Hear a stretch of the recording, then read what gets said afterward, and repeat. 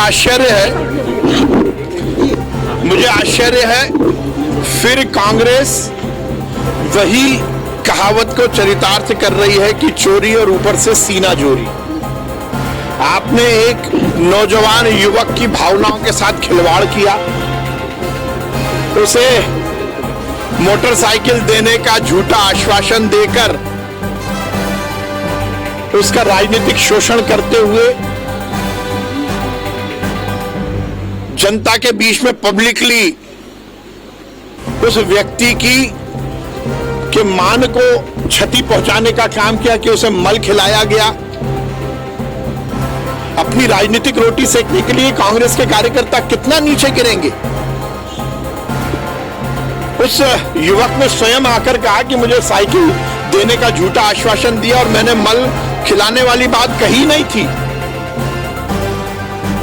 और पटवारी जी ने अपनी राजनीतिक रोटी सेकने के लिए इस तरह के बयान दिए और सार्वजनिक रूप से स्पीकर फोन पर कलेक्टर से बात करते हुए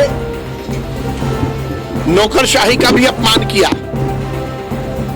एक तरफ आप कहते हो कि हम संविधान का पालन करना चाहते हैं, संविधान की रक्षा करना चाहते हैं, और संविधान के तहत यदि आप पर एफआईआर हुई है तो फिर ये राजनीतिक नौटंकी क्यों?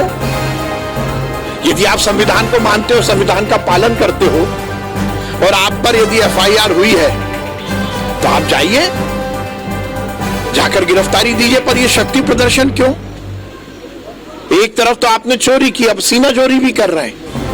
यदि आपको प्रदर्शन करना ही था तो उस युवक के सामने जाकर सार्वजनिक रूप से उस नौजवान से माफी मांगते कि हमने अपनी राजनीतिक रोटी सेकने के लिए आपके मान का हनन किया, ना कि अपनी सीना जोरी दिखाने के लिए इस तरह से राजनीतिक प्रदर्शन करते। अब कह रहे हैं कि इतने दिनों बाद हमारी सरकार आ जाएगी। मैं हर समय कहता आया हूं, मेरी मौसी को मूछें होंगी तो मैं उन्हें मामा कहूंगा, ना मौसी को मूछें होंगी ना मामा कहला पाओगे। ऐसी ही दावे कमलनाथ जी और कांग्रेस के नेताओं ने भी पिछले आम चुनाव के पहले किए थे। आधे नहीं बचे, दहाई में आ गए। ऐसे दावे करोगे, गुंडागर्दी बदमाशी करोगे, नौकरशाही को चमकाने का प्रयास करोगे तो इकाई में रह जाओगे। मुझे लगता है लोकतंत्र में इस तरह से सीना जोड़ी का कोई स्थान नहीं है।